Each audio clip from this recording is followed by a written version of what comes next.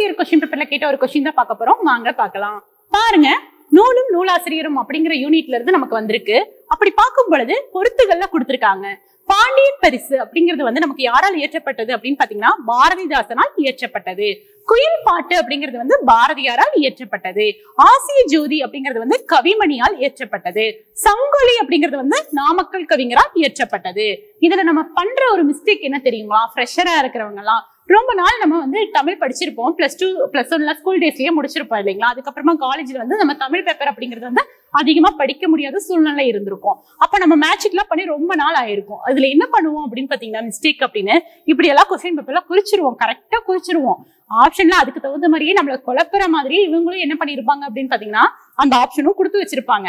என்ன பண்ணுவோம் அப்படின்னா குறிக்கிறப்ப கரெக்டா குறிச்சிட்டு நம்ம என்ன ஆப்ஷன் குறிச்சிருப்போமோ அது கீழே இருக்கும். 2, 4, 1, 3 அப்படின்னு இருக்கவும் நம்ம அதை பார்த்து என்ன பண்ணிடுவோம், டிக் பண்ணிடுவோம். அதுதான் தவறானது.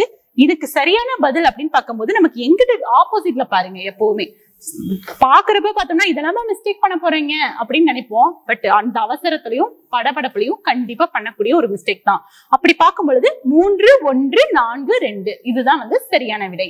இந்த மாதிரி தாங்க ஒவ்வொரு சின்ன சின்ன விஷயமும் நம்ம ஈஸியா இருக்கும் அப்படின்னு நம்ம நினைச்சிட்டு இருப்போம். ஆனா அந்த இடத்துல தேர்வு இடத்துல பார்த்தீங்கன்னா படப்படப்புல வந்து நிறைய மிஸ்டேக் நம்ம பண்ணிட்டு வந்துருவோம். அந்த மாதிரி மிஸ்டேக் எதுவுமே வரக்கூடாது அப்படின்னா நம்ம என்ன பண்ணணும் அப்படின்னா நிறைய ப்ரீவியஸ் இயர் கொஸ்டின் பேப்பர் போட்டு பார்க்கணும். அதுக்கப்புறம் நிறைய தேர்வுகள் வந்து தொடர்ந்து நம்ம எழுதி பார்த்துக்கிட்டே இருக்கும் பொழுதுதான் நம்ம எந்தெந்த இடத்துல தவறுகள் பண்றோம் அப்படிங்கிறது நமக்கு நல்லாவே தெரியும். அப்ப அந்த தவறுகள் எதுவுமே நேராம இருக்கணும் அப்படின்னா அதுக்கு நம்ம என்ன பண்ணணும் அப்படின்னா நிறைய மாதிரி வினாக்கள் எழுதி பார்க்கணும்.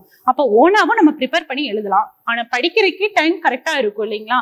அப்ப படிக்கிறப்ப நம்மளே கொஸ்டின்ஸ் எடுத்திருந்தாலுமே கூட இன்னொருத்தவங்க கொஸ்டின் கேட்டு நமக்கு கேட்கிறப்பதான் நமக்கு ஒரு விதமான ஆன்சர் சொல்லும் போது கான்பிடன்ஸ் லெவல் நல்லாவே இருக்கும்.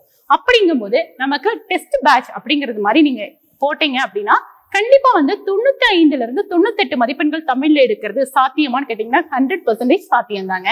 அப்ப வந்து நம்ம வலிமை IAS அகாடமியில பாத்தீங்கன்னா டெஸ்ட் பேட்ச் இருக்குங்க.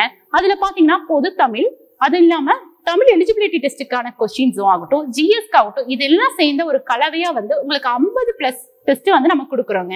அப்படி கொடுக்கும்போது ஒவ்வொரு தேர்வும் நீங்க எழுத எழுத என்ன ஆகும் அப்படின்னா உங்களுக்கு எந்த வினாக்களும் தவறாக வாய்ப்பே கிடையாது. அப்படி இருக்கும்போது ஏன் இன்னும் வெயிட் பண்ணிட்டு இருக்கீங்க? கீழே டிஸ்கிரிப்ஷன் பாக்ஸ்ல கான்டாக்ட் டீடைல்ஸ் இருக்கு.